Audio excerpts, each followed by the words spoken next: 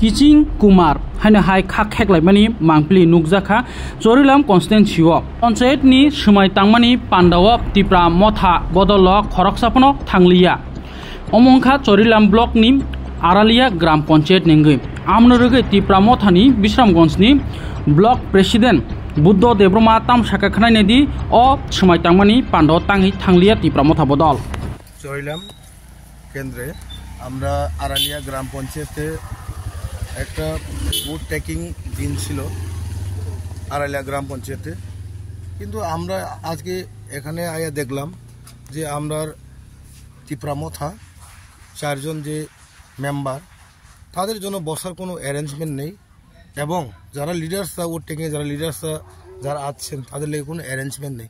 খালি বিজেপির লোক এখানে বওয়ার জন্য এখানে চেয়ার এবং সব কিছু করছে। তো আমরা এখানে দেখলাম কোনো অ্যারেঞ্জমেন্ট নাই।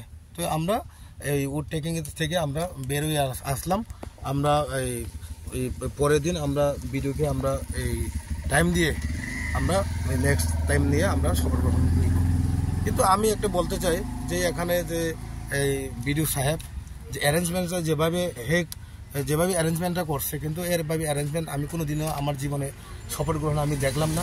এই প্রথম 40 থেকে 50টা চেয়ার অ্যারেঞ্জ করছে। এর মধ্যে প্রায় তাদের প্রায় 70 থেকে 80 জন লোক তাদের, আমরা আছে প্রায় 50 থেকে 60 জন, কিন্তু আমাদের কোনো বসার জন্য এবং এই লিডার্স এবং যারা আগত তাদের কোনো বসার জন্য কোনো একটা ব্যবস্থা করা হয়নি।